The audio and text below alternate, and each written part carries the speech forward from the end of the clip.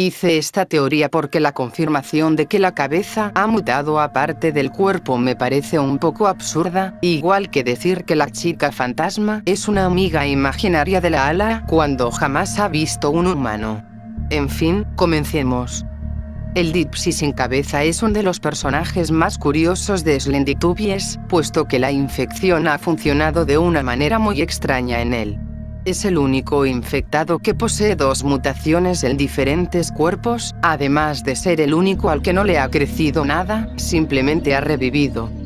Pero, ¿qué pasaría si te dijera que esto se debe a que no existe?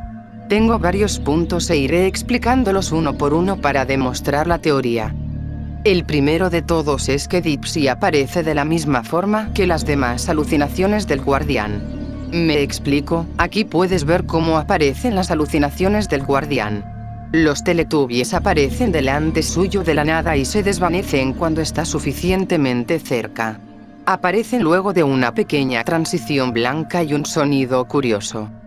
Si miramos atentamente el momento en el que va a aparecer Dipsy, podemos notar cómo no hay nada ni nadie allí. Simplemente aparece Dipsy para posteriormente hacer otra transición y aparecer como el infectado sin cabeza. Ahora alguien se estará preguntando por qué el Guardián tendría una alucinación con Dipsy y por qué lo ha imaginado de esa manera. Si miramos en el DLC, podemos ver cómo sus alucinaciones a veces son muy realistas para él, al punto de que se queda como en trance hasta que le despiertan. Una de sus alucinaciones es Shadowtubby, un personaje que no se había visto ni del que se habló antes. El Guardián no ha tenido contacto con algún ser o personaje con el aspecto de este, sin embargo tiene visiones de él. De la misma forma que ha llegado a crear a Shadowtubby en su mente, podría simplemente haber creado a Dipsy. Esto podría explicar también por qué se muestra como un cuerpo sin mutaciones, ya que el Guardián simplemente está recordando su cadáver decapitado al alucinar con él. También podría haber imaginado la motosierra después de haberla visto en alguna parte de la estación y posteriormente agarrarla del sitio. El segundo punto es que las alucinaciones del Guardián en la campaña se dan en un punto muy específico.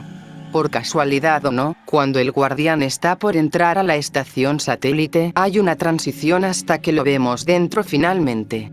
No conforme con esto, también tenemos otra justo antes de que éste entre al centro secreto para encontrarse a No-No. Lo más retorcido es que solo en esta parte de la campaña, solo aquí es donde comienza a delirar. El tercer punto es que Dipsy no deja ningún rastro al caer por el láser. No le volvemos a ver después de robarle la motosierra y sin embargo, el sargento Miles y Anne unas horas después entraron de nuevo a la estación satélite, pero su cuerpo ya no estaba. Si este escapó de alguna forma, puede ser muy en vano ya que es un enemigo indefenso sin un arma con la que asesinar. El cuarto punto lo podemos sacar del hecho de que No-No se encontraba en la estación aún, junto con el anunciador. Si nos paramos a leer detenidamente las palabras de No-No, podremos observar que este asegura haber tomado el control del ordenador central de la inteligencia artificial de las máquinas. ¿Se acuerdan cómo en el modo multijugador, en el Supervivencia hay un enemigo droide que tiene por nombre Droide de Seguridad? Bien, en la estación satélite, un lugar donde probablemente se trabajaba en proyectos y cosas importantes, no vemos ningún tipo de seguridad más allá del láser. Tal vez esto se deba a que la seguridad que tenían eran estos droides que, al ser controlados por No-No, comenzaron una masacre para que posteriormente fueran enviados a otro sitio. El quinto punto se ubica en el láser que vemos en la entrada, pues si prestamos atención, en el momento en el que Dipsy es derribado al tocarlo, hace una pequeña explosión. Sin embargo, dicha explosión no rompe ni daña nada.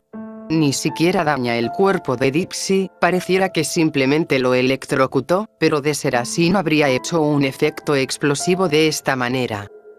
El sexto punto es algo más sencillo.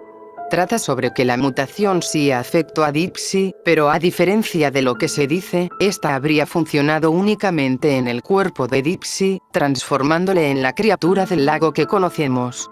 Ya que si nos paramos a pensar, biológicamente e incluso para las reglas del universo de Slendytubies, que dos partes del cuerpo muten por separado es algo completamente imposible. La mutación debe de tener un punto del cuerpo específico para resucitar a un infectado y estos podrían ser o bien el corazón o la cabeza. El séptimo punto que refuerza esto es el estado de los cadáveres. Todos ellos no tienen un corte muy profundo, de hecho es tan leve que en algunos casos apenas salen algunos de los órganos. Esto más que una obra hecha por una motosierra, puede ser perfectamente la de las cuchillas de estos droides. El único cadáver que hace la excepción de esto, es el del mismo Ron. Pero con este personaje también pasa algo curioso. Si miramos su estado mientras está vivo, podemos deducir que ha sido golpeado, pero no tiene ningún tipo de corte ni nada. No existe una razón para que Dipsy se haya limitado a golpearle en lugar de simplemente asesinarle. Por último, si prestamos atención a sus palabras, podremos notar cómo algunas carecen un poco de sentido. Por ejemplo, hace énfasis en el color de su atacante como si fuera un dato relevante. La descripción que le da al guardián suena como una muy similar a la que hacía el guardián mientras estaba alucinando. Esto quiere decir que tal vez Ron también fue producto de la imaginación del guardián. El octavo punto lo podemos sacar de dos pequeños detalles.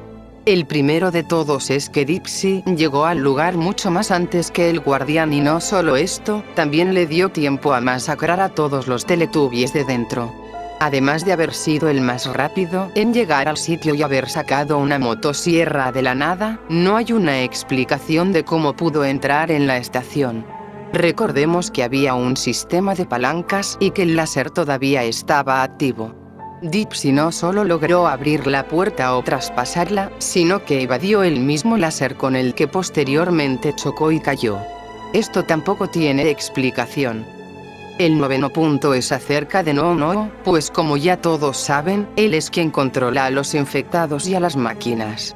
Poco después de vencer al anunciador, No-No lo menciona antes de la pelea con Po. Sin embargo, cuando el guardián entra al centro, No-No no parece impresionado.